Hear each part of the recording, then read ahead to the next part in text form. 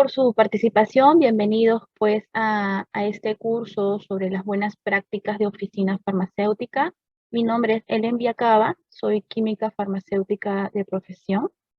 Tengo alrededor de 13 años más o menos de experiencia laboral. En este caso, mi especialidad está enfocado en sistemas de gestión.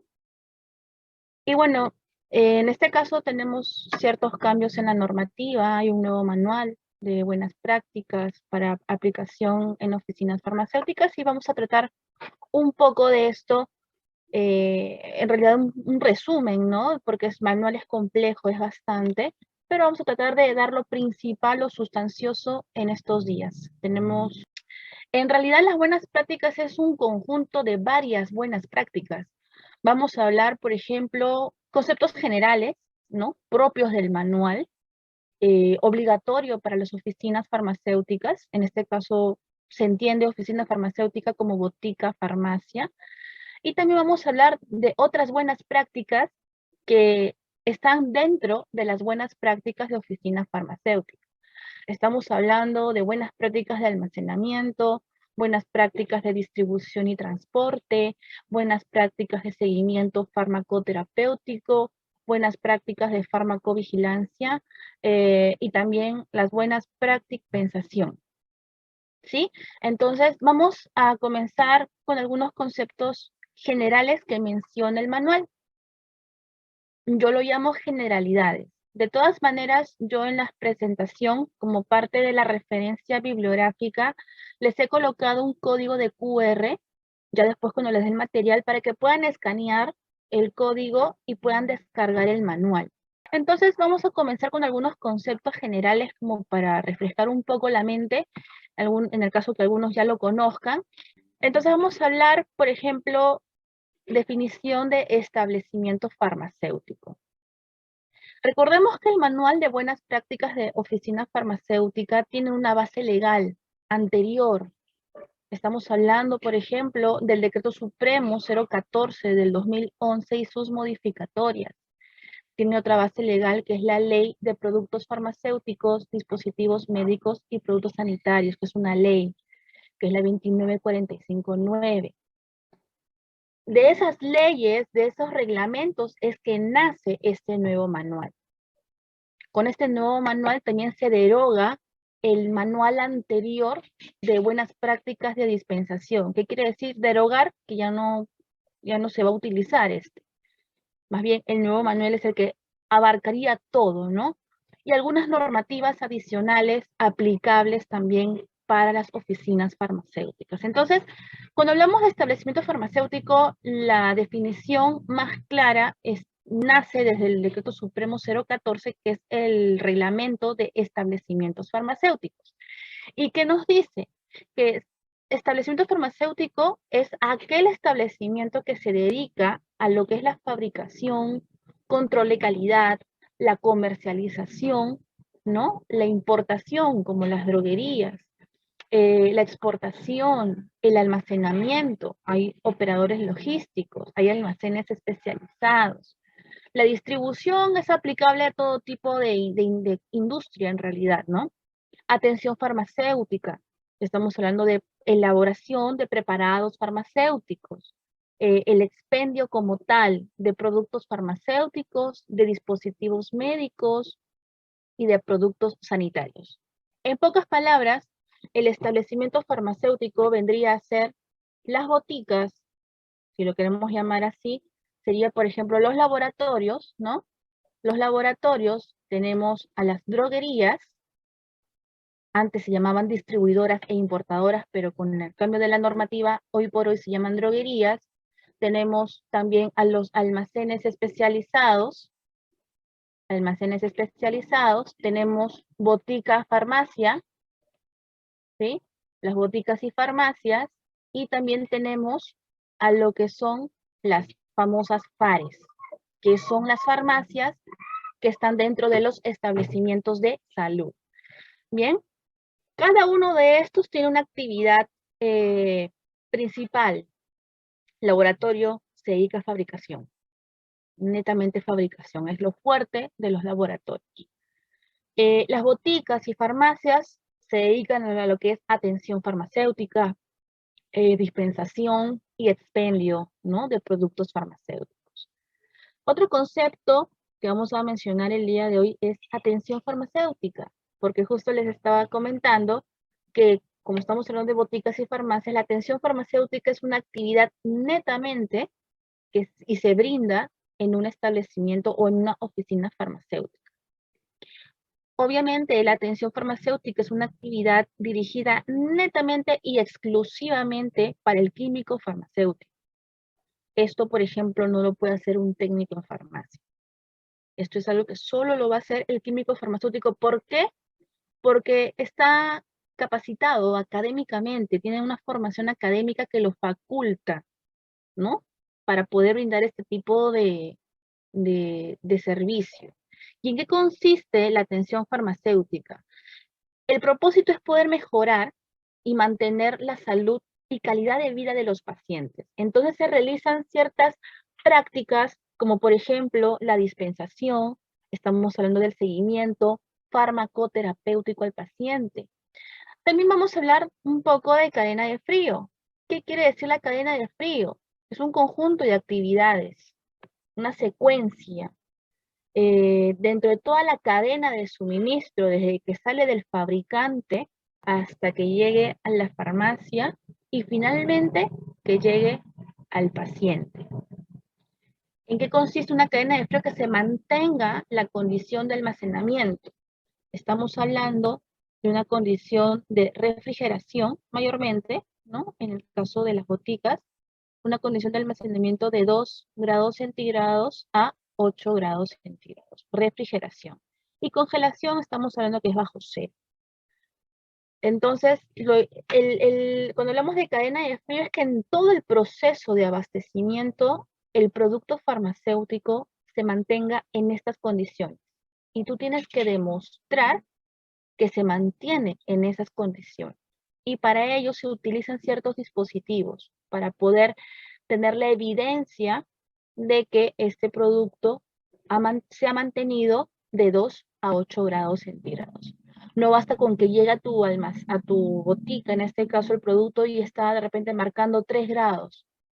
Ya está bien, llegó dentro del rango, pero y en todo el recorrido, ¿qué me garantiza que realmente por ahí no se desvió y se fue para 9 o 10 grados? Entonces, el propósito aquí es poder evidenciar. Cuando hablamos de buenas prácticas o hablamos de sistemas de gestión, la implementación, por ejemplo, de los documentos, de los procedimientos, de los instructivos que van a ser obligatorios y son obligatorios en todo lo que es la industria farmacéutica, es obligatorio porque es parte de la calidad de los productos farmacéuticos, dispositivos médicos y productos sanitarios. Tú tienes que guardar evidencia. Estos son algunos conceptos que estamos mencionando. Vamos a ver otros más. Por ejemplo, DCI, yo creo que ustedes lo saben ya de memoria. DCI se refiere a Denominación Común Internacional.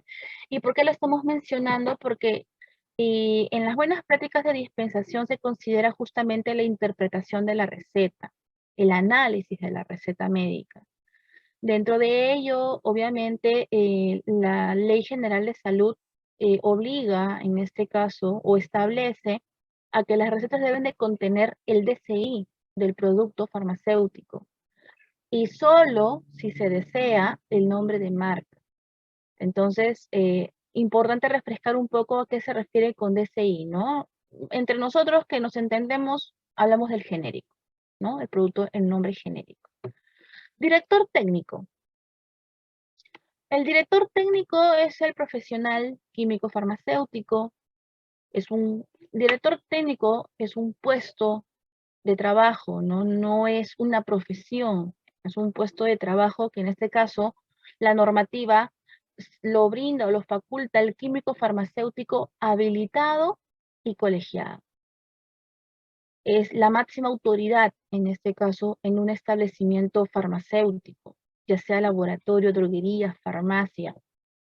Y obviamente es el que asume toda la responsabilidad legal de las operaciones que se realizan en ese establecimiento. Es el responsable de cumplir y hacer cumplir las buenas prácticas. Y la responsabilidad se comparte solidariamente con el representante legal. Bien, tenemos lo que es la dispensación. Sabemos que la dispensación también por la Ley General de Salud establece que es una actividad netamente, y otra vez lo decimos exclusivamente, para el químico farmacéutico. No lo puede realizar el médico, no lo puede realizar el técnico en farmacia, tampoco. Esto solamente lo realiza el químico farmacéutico. ¿Y en qué consiste la dispensación? La dispensación consiste, primero, en interpretar la receta. Interpretarla, analizarla, brindarle el producto al paciente y explicarle, ¿no? Darle a conocer toda la información o todo el perfil de seguridad importante. Hablamos de precauciones, de advertencias, reacciones adversas, contraindicaciones, ¿no? Su forma de uso, instrucciones de uso. Todos esos detalles propios de cada tipo de producto se le brinda al paciente esa información. En eso consiste la dispensación. Interacciones medicamentosas, cómo se almacena el producto, ¿ok?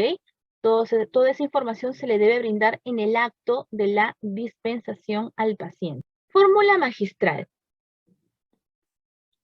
Las fórmulas magistrales son preparados que se realizan en una oficina farmacéutica especializada. Así se le llama, así lo menciona la normativa. Oficina farmacéutica especializada.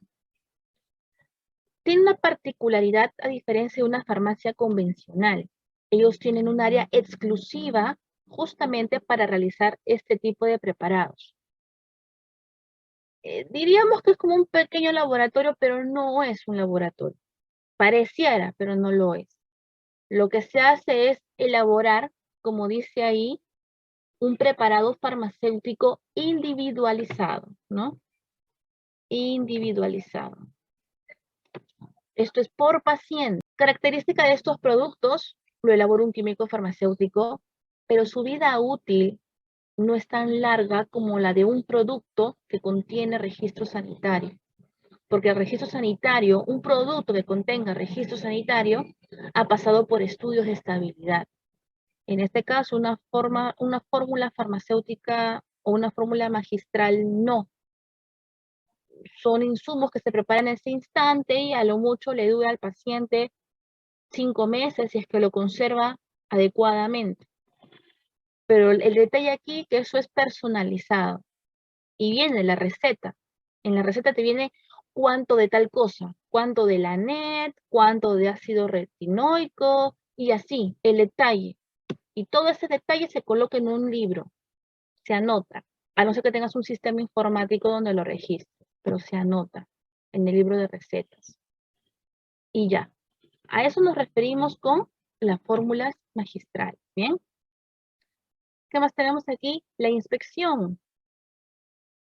La inspección. ¿Qué cosa es una inspección? Es un sistema integrado de actividades. ¿Con el fin de qué? De comprobar. ¿Cómo comprueba? Con evidencia. Lo que les mencionaba hace un ratito, tienen que verlo. Tienes que tener evidencia. Por ejemplo, evidencia de tu control de temperatura desde tu área, ¿no? De todo el área ahí de la botica. ¿Qué más? Tus registros de limpieza, por dar un ejemplo nada más. Entonces, esa documentación es evidencia de que se limpió. No basta con que el personal de limpieza, por ejemplo, haya hecho su trabajo. Tiene que registrarlo. ¿Ok? ¿Qué más? En función o conforme aquí a las buenas prácticas. A las buenas prácticas. Para el tema de fórmulas magistrales, me estaba olvidando, hay una norma técnica de salud que es la 122. Si no me equivoco, es el del 2020. Esta norma técnica de salud también es obligatoria y es aplicable para todas las oficinas farmacéuticas especializadas. ¿Ok? Aquí hablando de la inspección, estamos hablando pues del sistema integrado que está enfocado a evidenciar el cumplimiento de las buenas prácticas.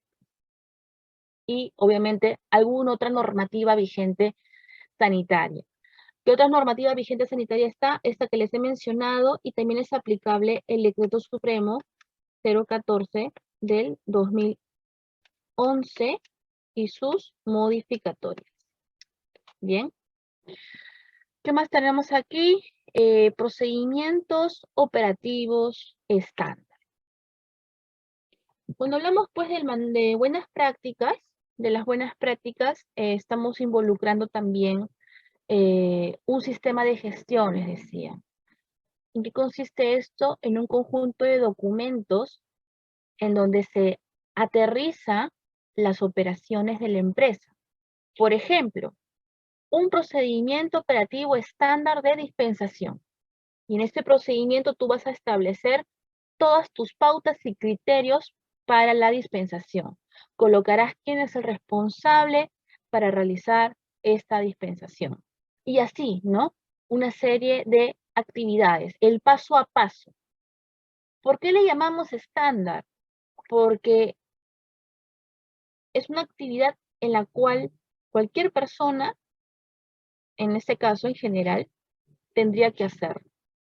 Por ejemplo, un procedimiento, hablábamos de dispensación o de recepción, que ya está diseñado según el manual. Imaginemos que yo estoy haciendo la recepción, verifico todo, hago de repente mi acta de recepción, todo conforme, y de pronto me enfermé. No fui ese día. Entonces viene una persona a cubrir mis funciones. Entonces, ¿qué va a hacer esa persona? No va a saber nada porque yo me fui y no le di una capacitación. ¿Ok? Para eso sirven los procedimientos operativos estándar, porque ya están establecidas las funciones, las pautas que uno tiene que hacer. Eso tiene, o sea, por eso que esto se desarrolla con ese propósito, con un lenguaje sencillo, con un lenguaje unívoco que permita, obviamente, que permita, en este caso, realizar las operaciones. El desarrollo de este BP, de este POE, que también se le denomina como POE, está enfocado a las buenas prácticas. Y como dice aquí, contiene instrucciones que describen y explican de manera estandarizada cómo realizar una operación. Son las últimas definiciones, en breve resumen, porque como les dije, ya ustedes lo verán en el manual. Trazabilidad. Aquí dice que es un conjunto de acciones, medidas, procedimientos técnicos que permiten identificar y registrar cada producto, desde su nacimiento hasta el final de la cadena de comercialización. Es decir, por ejemplo, desde que estoy mandando fabricar algo, imaginemos que importamos insulina, ¿ya? Importamos insulina, pero no como botica, sino como droguería, porque las boticas no pueden importar. Imaginemos que una droguería importa. Él tiene un contrato con su fabricante. Llega ese producto aquí, llega con un reporte de temperatura, llega con una documentación, por ejemplo, llega con el packing list, que es como una especie de guía de remisión, por así decirlo. Llega el invoice, que es la factura. Entonces, llega toda esa documentación, hablábamos del invoice, hablábamos del packing list, hablábamos del reporte de temperatura. Son una serie de documentos que en este caso va a tener la información de este producto. Estamos hablando de la insulina. La insulina con el número del lote, con la fecha de fabricación, la fecha de vencimiento, hablamos de un certificado de análisis propio del fabricante. Es un conjunto de documentos en realidad. Cuando hablamos de trazabilidad es poder ver este producto en varios documentos. en varios documentos de tal manera, como dice aquí, desde su nacimiento, o sea, desde el fabricante hasta la cadena de comercialización.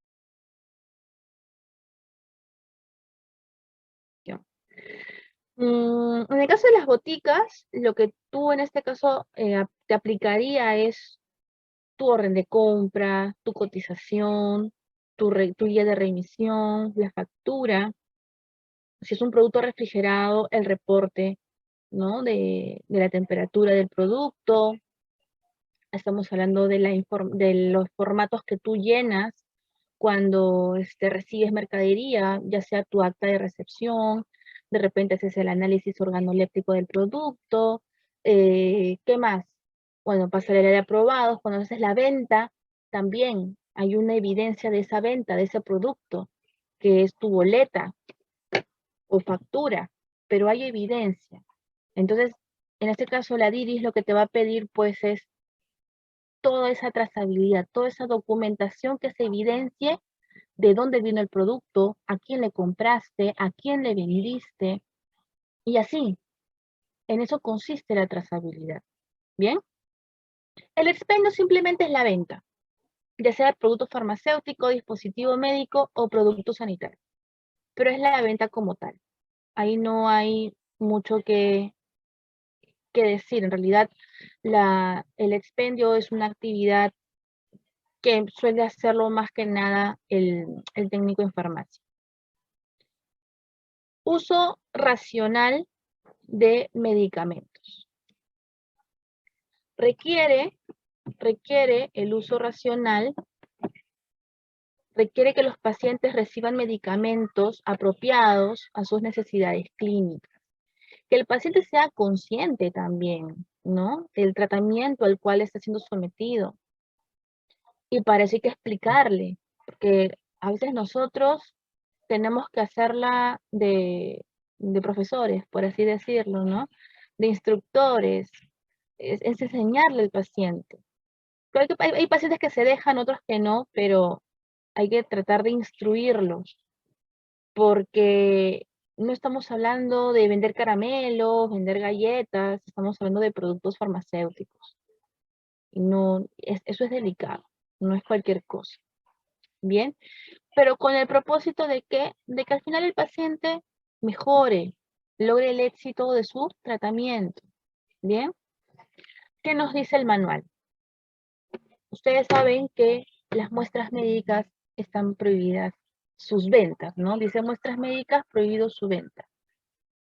El manual lo que menciona es de que no puede haber en el mostrador de la botica justamente el rotulado o el producto o la muestra médica como tal.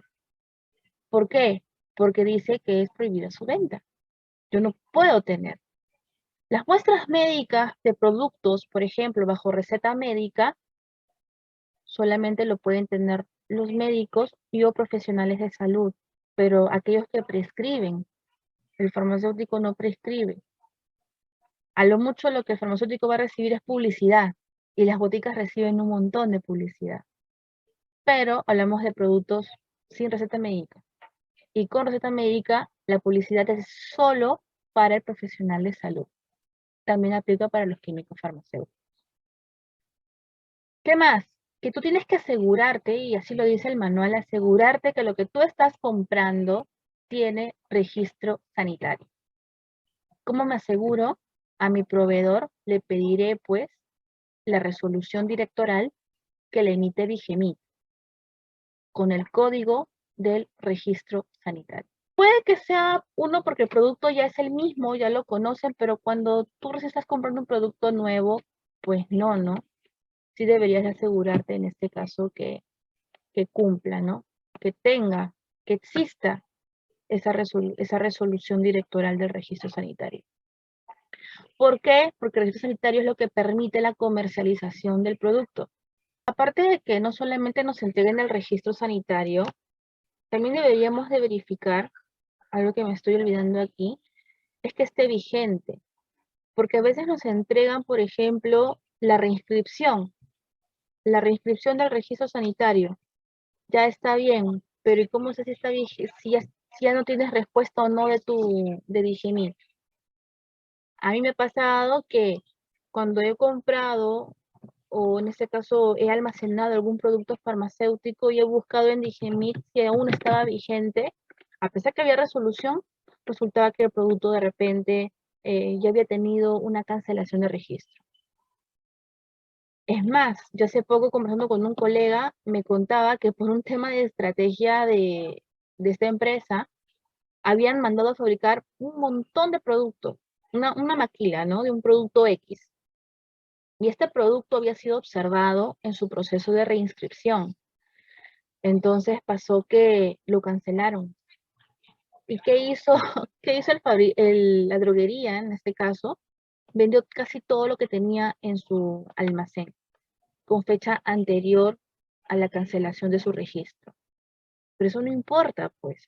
Pero cuando te cancelan un registro, tú tienes que hacer un retiro de mercado. Tienes que hacer un recall de todas maneras. No importa quién le hayas vendido, porque tú tienes que mandar una carta a tu cliente y diciéndole cuánto le queda de mercadería porque tienes que retirarlo.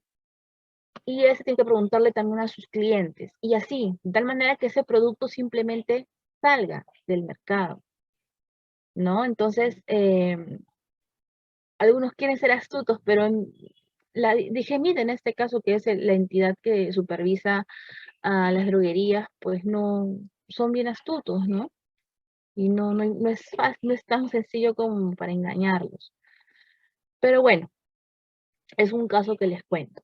Dentro del manual hablamos también de lo que es aseguramiento de la calidad.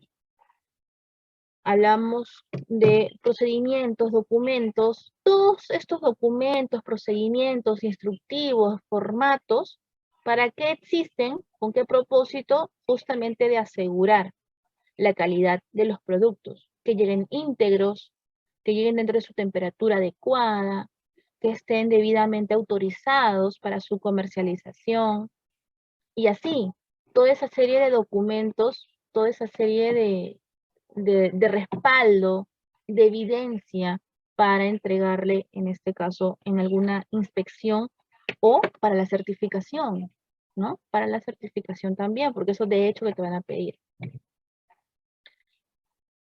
Conceptos. Por ejemplo, calidad. ¿A qué nos referimos con calidad? Es el grado en el que un conjunto de características inherentes de un objeto cumple con los requisitos. Hay una frase conocida que dice que la calidad depende de los ojos de quien lo ven. Y quizás hay mucho de razón, ¿no? De repente para algunos les encanta los lapiceros Pilot, por poner un ejemplo, pero a otros les encantan no los Pilot, les parece mejor un Faber-Castell, si hablamos pues de marcas, ¿no? Entonces, en realidad, depende en realidad de cada cliente. Como les mencionaba esta frase, de los ojos que lo ven. ¿Qué más? Sistema. Ya vamos entrando un poco a lo que es sistema de gestión. Sistema es un conjunto de elementos interrelacionados y que interactúan. Por ejemplo, cuando hablamos de sistema de gestión, estamos hablando que el procedimiento de compras interactúa con el procedimiento de recepción. De ahí, por ejemplo, después interactúa el procedimiento de ventas, ¿no? Pues se gestiona una venta. Después por ahí entrará el procedimiento de capacitación de recursos humanos. A lo que me voy es que es un conjunto de varias áreas.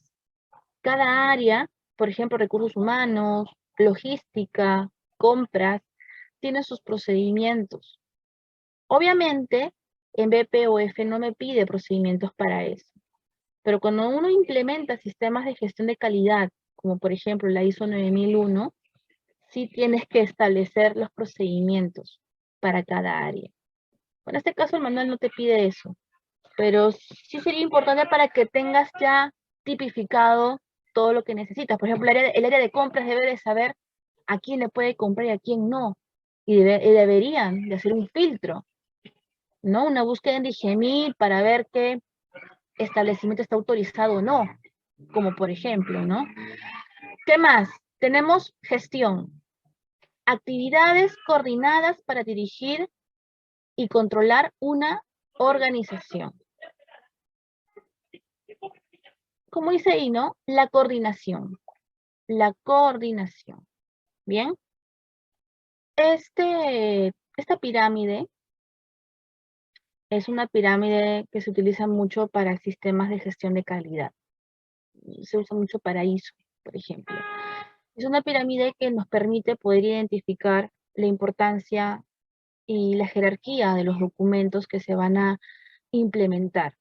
Imaginemos pues que vamos a implementar las BPOF. Todo va a partir de la política, ¿no? La política de la empresa. ¿Cuál es su misión, su visión, sus valores como empresa? ¿Ok? Es un documento muy importante porque aquí se establece el compromiso de la empresa.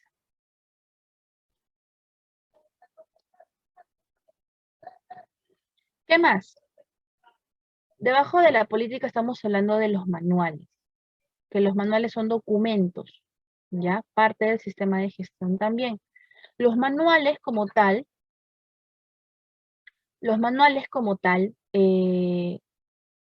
tenemos por ejemplo el manual de calidad, que es como una especie de resumen de todos los procedimientos implementados en la empresa, es un resumen de los puestos de trabajo, el organigrama, se establece también un mapeo de los procesos de la empresa, ¿sí?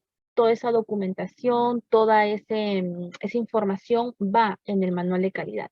También tenemos el manual de organizacionales funciones, conocido como el MOF.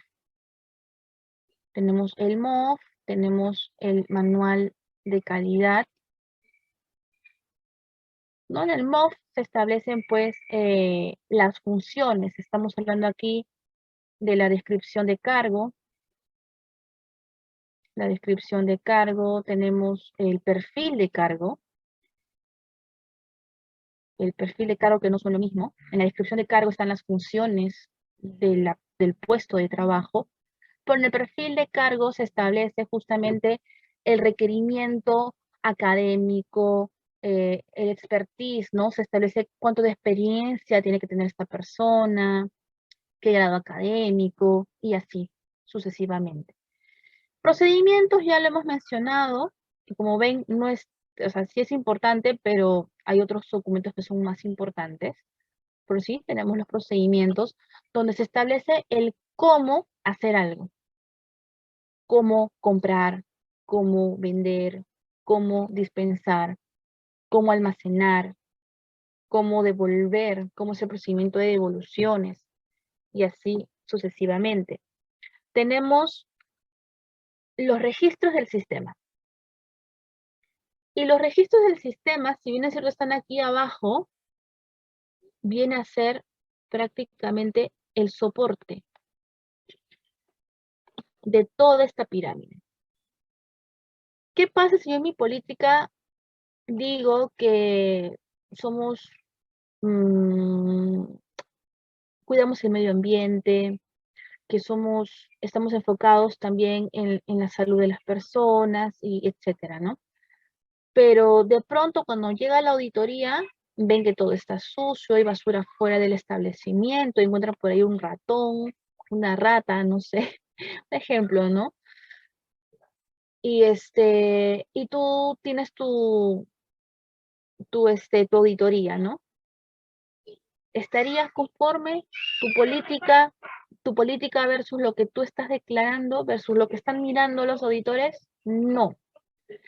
Si tú dices, por ejemplo, en tu procedimiento, que limpias todos los días a las 3 de la tarde, por decir un ejemplo, llega la auditoría y te piden un registro de tu limpieza, le pides al personal el registro de limpieza y resulta que no hay nada. ¿Qué pasa ahí? Toda tu declaración, tu política, tu manual, tu procedimiento, diríamoslo así, de esta manera, como que se va al tacho. No tendría sentido, porque en realidad los registros vienen a ser la evidencia y el soporte de toda tu documentación. Porque al final cuando te auditan, ¿qué te van a pedir? Te van a pedir los registros. Registro de capacitación, por ejemplo. Tú tienes tu plan de capacitación, sí, he capacitado a mi personal, he capacitado en febrero, en abril, en agosto, ok, enséñame tu registro de capacitación, tus evaluaciones, tu capacitación como tal, te van a pedir. Y si no tienes los registros, es como que nunca lo hubieses hecho, como que nunca existió. Entonces, ese es un pequeño y gran detalle, los registros. Muchas empresas o dueños de empresas dicen, es papel nada más. Depende de cada uno, ¿no? Para mí, personalmente y profesionalmente, no es solo papel. Para mí, ¿no? Muchos, incluso los procedimientos, y algunos no me dejarán mentir, pero ¿qué hacen? Hacen copia de otros lados, hacen un Frankenstein, ¿no? Le quitan el logo nada más, le ponen el logo de la nueva empresa y por ahí le cambian algún nombrecito. Nombre del gerente, del director técnico y se acabó. Ni siquiera se toman la molestia de leer el procedimiento. Pero cuando toca la auditoría, ahí se pasa la vergüenza porque el evaluador sí lee el procedimiento y te dice, pero ¿y tienes esto? Y tú te quedas como que, ¿ah? ¿No? O sea, no has ajustado el procedimiento con tu realidad. Y eso es lo importante. Los procedimientos se desarrollan de la siguiente manera, según requisitos de la normativa, según normativa vigente. Tú puedes cumplir con la normativa, pero si tú quieres ser un poquito más exigente que la normativa, no hay problema, pero tienes que tener lo mínimo necesario de la normativa, ¿ok? Por ejemplo, no te pone límites de personal y tú puedes tener un batallón como personal a cargo y no hay problema, porque eso no te dice nada la norma. Lo que sí te dice es que tienes que tener un organigrama, tienes que tener tu manual organizacional de funciones, y nada más, pues, ¿no? Esa información. Aquí tenemos lo del manual organizacional de funciones, ¿no? Que nos permite orientarnos, nos va a facilitar ubicarnos. Cuando uno recién es nuevo, por ejemplo, en un trabajo, va de frente al MOF y va al organigrama. Y ahí puede orientarse un poco, quién es su jefe, sus compañeros, ¿no? Todos esos detalles. A ver, el manual nos habla algunos detalles sobre, por ejemplo, el personal. ¿Qué nos menciona del personal? El personal que tiene que, en este caso, operar en la botica o farmacia es el químico farmacéutico. Y ya lo hemos mencionado hace un ratito, titulado. Titulado y colegiado. Y la normativa vigente nos permite tener un asistente. ¿Quién puede ser un asistente? Otro químico farmacéutico. También titulado y colegiado. Y ambos se registran en DIVIS como responsables legales. Obviamente el titular es el director técnico, pero en ausencia de este director técnico entra a tallar el asistente de dirección técnica. ¿Quiénes más son personal? Son los técnicos en farmacia, que también tienen que estar titulados, pero no enfermería, por ejemplo. Yo he escuchado un poco más de enfermería, porque he visto en boticas que ponen enfermeros a veces, técnicos en enfermería. Más que nada pasa en farmacias, ¿no? Dentro de hospitales, pero eso no está permitido. Tiene que ser técnico en farmacia. ¿Qué más? Calificación y experiencia. Tiene que ser calificado, tiene que tener capacitaciones en función a, ¿no? A las actividades de ese local o de ese establecimiento. Experiencia, tiene que tener experiencia. Limitaciones del personal técnico, ya hemos mencionado, el personal técnico no puede dispensar, no puede hacer la dispensación. ¿Qué más en el personal? Estamos hablando también de inducciones y capacitaciones. ¿A quién se induce? Al personal nuevo. Cuando hablamos de inducción, rápidamente es personal nuevo, a los nuevos, ¿no? Pero capacitación sí es al personal que ya tiene tiempo y se está capacitando. O también se le llama como que entrenamientos, ¿no? Entrenamientos. ¿Qué más menciona? ¿Qué otros detalles menciona sobre el personal? Es el tema de higiene. Tiene que estar bien aseado, ¿no? Bien aseado, presentable, uñas cortas, ¿no? Con su chaquetita, el fotoché, zapatitos negros bien lustrados, las chicas bien peinadas, con moñito, cabello bien sujetado, los varones afeitados, ¿no? Presentación. Uniformes que obviamente en este caso la empresa proporciona, EPP si es necesario, más que nada para las oficinas farmacéuticas especializadas, y también tenemos los exámenes médicos, que son los exámenes donde se va a evidenciar pues que el personal está sano. Los exámenes médicos pueden ser los EMO, que son los exámenes de médico ocupacional, o también pueden ser los, ¿cómo se llamaba esto? Carnet de sanidad, que cada año uno tiene que estar renovando, tan igual como los exámenes médicos, que son una vez al año. Documentación. ¿Qué documentación yo debo contar en mi establecimiento? Sistema de gestión en función a las buenas prácticas. Hablamos de documentos, procedimientos, instructivos, registros, formatos, ¿no? Los libros oficiales. Hablamos del libro de ocurrencias, el de recetas, psicotrópicos, estupefacientes, si es que le aplica o no, pero debe de contar con esos libros. Material de consulta, de repente un libro de primeros auxilios, de libros de toxicología, ¿no? Para poder tenerlo como fuente de referencia. Los manuales, la normativa vigente, son material de consulta. Y archivo. La documentación se archiva por lo menos después de un año de vencido un producto.